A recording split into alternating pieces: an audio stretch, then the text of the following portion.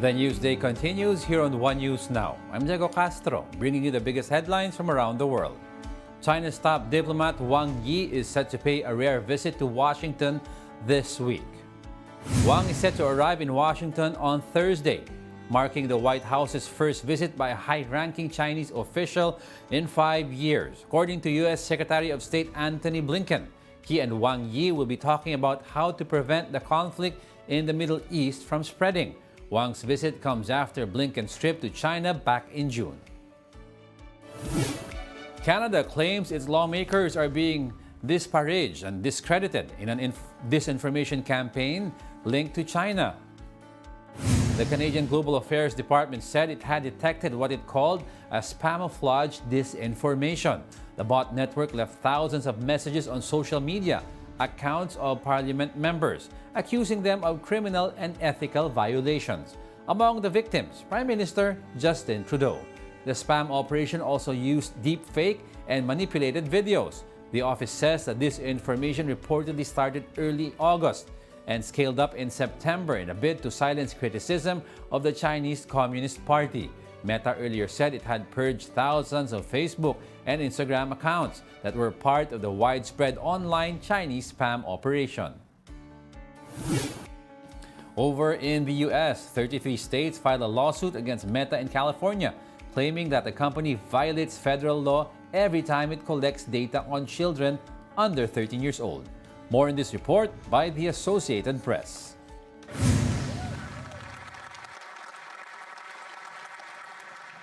Mr. Speaker, the question was for the Prime Minister, because indeed it is the Prime Minister's sole responsibility to guarantee the diplomatic success of major world leaders who come to this country. It is the Prime Minister whose government is responsible for both security and diplomatic vetting of everyone that comes in close proximity of a foreign leader on Canadian soil, particularly a foreign leader who is at war. The government has now admitted that they vetted everyone who was in attendance that day. Will the Prime Minister apologize for having vetted this individual and letting him come anyway? Mr. Speaker, like all members of this chamber, I am incredibly disappointed in the fact that this individual was invited, as you yourself, Mr. Speaker, have confirmed by you, was recognized in the gallery. I found out, just like every other member in this House at that time, that this individual was present. This is deeply embarrassing for us as parliamentarians, as Canadians, and it is something that I think all of us take extremely seriously, and I would ask my honourable colleagues not to politicize this moment. Thank you, Mr. Speaker. The Honourable Leader of the Opposition. Prime Minister is responsible. He is in Ottawa today. He can get on his feet and answer for his massive diplomatic embarrassment and shame.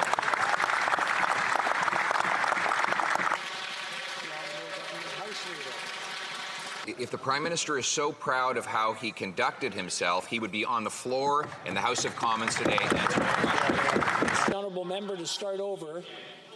Order. Order. Whether it's the record high inflation or interest rates or the doubling of housing costs or the constant international embarrassments, he always finds someone else to throw under the bus. Are you that person?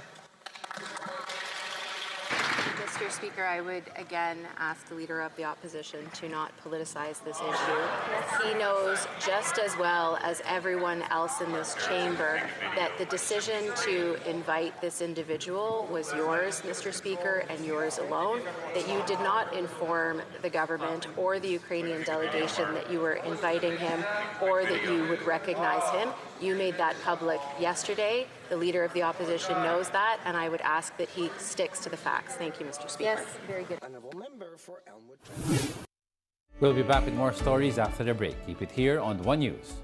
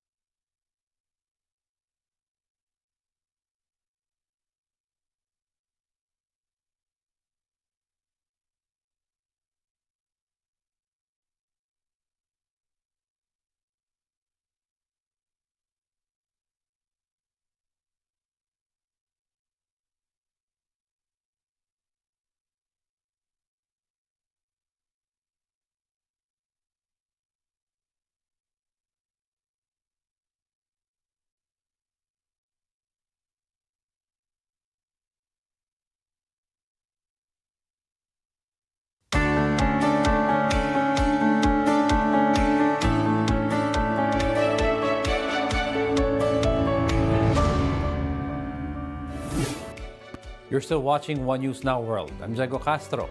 French President Emmanuel Macron told Palestinian President Mahmoud Abbas that the Hamas attack on Israel was also a disaster for the Palestinian people.